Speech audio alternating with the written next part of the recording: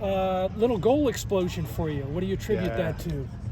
Well, I think the main thing is that we kept our level and kept it throughout the game. Didn't when we scored, the second, we wanted to score the third. When we scored the third, we wanted to score the fourth, and we kept going. And that's a credit to the guys. They kept their level high, and we were playing for each other. We were able to get a hold of the ball, and obviously we created a lot of chances. So great night for us. 4 wins in a row now. Do you kind of feel like it's starting to really come together? Yeah, I think there's a feeling in the team that is growing, which is that we have a lot of belief and a lot of confidence in what we're doing, so much confidence in each other. And so I feel like the feeling in the team is obviously as it should be. So much belief in what we're doing. You mentioned the feeling, the belief. It looks like Marshall went down. Big opportunity on Saturday for you to get a win, and then on Tuesday, you could be the #1 team in the country. Yeah, I mean, that is possible. I think what you always have to go back to are the things that you control. And so we don't control the rankings committee. We don't control that, but we do control how we show up come Sunday, and what we do right now in terms of recovery, and what we do tomorrow in terms of recovery, and how we train, and the sleep we get, and all of these things that we have control over. That's what we need to really put our attention to, and when we do that, we have a chance to show up on Sunday and get the result that we want. And then whatever happens after that in terms of rankings. What would it mean for this university and for your program with all the movement this year to take it to that level and be the first to represent UCF, the colors, in something like that? Yeah, I think I think it's motivating for our guys, right?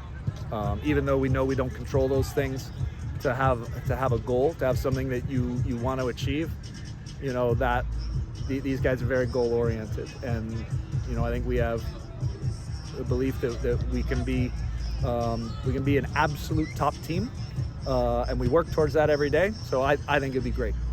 Coach, coming into the night, Luka had gotten your last 4 goals, and now tonight 5 different nights got one into there. How big was that for you guys?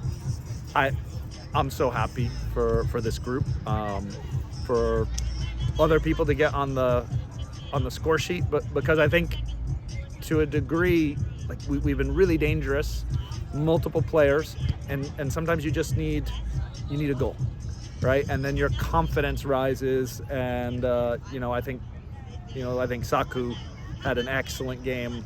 To see Clarence get a goal and to be even more dangerous tonight than he's been in any game before. Really excited to see him score. Rafa gets a goal. I think it's really, really good to have multiple players having that confidence. You mentioned things that you can control. This was the first game, your first game at midweek. You had a couple, like 1 game a week for the start conference play, and now you have, a couple games a week to go out to the end of the season. How would you change your kind of recovery process and how you kind of are approaching that going forward? Well, a lot of it's the players, right? They have a lot of stuff that they have to take care of on their own, in terms of getting to bed at the right time, doing all the right things, right? It was good that I thought it was excellent. We got our players who kind of came into the game towards the end of the second half, that we got more players involved. And I love the idea of us starting to get more players involved when you have so many games. Because we'll get to Sunday and we'll want to have players that have confidence, that are fresh, who can go into the game and affect the game. And that's another aspect of why I think this game is so important for us, because we did get a number of guys on the field who did very well. You had Old Dominion equalize. You had to get 1 more goal in order to get past them. Yep. Just what were your thoughts coming off of that one? Yeah, I think with the Old Dominion game, we didn't fully control the game in the way we wanted to. That first 25 minutes of the Old Dominion game, I thought that was what we wanted. And then as the game went on, there were times where maybe we let them take more control, and when they took control, things change, right? It's more direct. You have to deal with things that you're not as well equipped to deal with. So in this game, I thought we had control for actually the vast majority. It was really just the first 10 minutes where Coastal had the ball and was able to play into some of their players. They have a very big team. I want to say they have 8 players who are all over 6 foot, right? And some guys, a couple of guys 6'4", 6'5". So when you can get the ball on the ground and you can pass it and use kind of what our strengths are, I think that's how we're able to control the game. You're heading back out on the road again to take on South Carolina and then Georgia State. After that, what do you want this team to take with them from tonight out on the road for those couple of games? Yeah, I think the lesson is when we are willing to do some of the little things, the details that help us build up and help us keep possession of the ball. When we do those things, we're then able to produce so many good chances, right? And I think it also limits your opponent. So I think just even more confidence and even more belief in the way that we want to play. If I said take one thing, it's that. Let's really focus on that. You of course, with the possibility of the number 1 coming in, I know you can't control that, but even at number 2, ever since those that back-to-back Marshall West Virginia game at number 2, you can have like a national safe target behind your back, I guess, in a sense, from being at a high ranking. How have you kind of approached that with the team and handling that as you now have to go through the rest of these Sun Belt games? Yeah, it's just we have to be at our best. You don't really have to worry about whether the opponent's going to be at their best. They are, because you have something that they want, right? So they want the RPI points that come with it. They want to beat a ranked team. So you're getting their best. But what we control, again, you just go back to what you control. Like, how can we arrive at game time and be ready to produce our best? And that's where we focus our attention.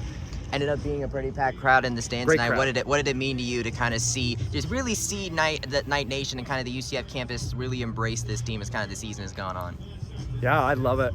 I love playing in front of crowds. I think we're trying to get the results, but I do think that we play a style of play where it is fun to watch. And so I'm glad that we're connected to the community. I'm glad that we're producing something that the community is interested in. I love when the kids come out. There's 200 kids between like 8 and 14 running around and watching our players, and they have access to our guys. And I think that's one of the things that's a little bit different. You go to a pro game, probably not going to talk to the players afterwards. Like, you are literally going to go and you're going to get autographs from the players. You're going to talk to the players. You're going to get to meet them. I think ideally we're creating future Knights, whether they're playing for the soccer team or they just become incredible fans of UCF and that they want to come here one day. All right, awesome. Best of luck on the road, Coach. Thank you. Congrats, Coach.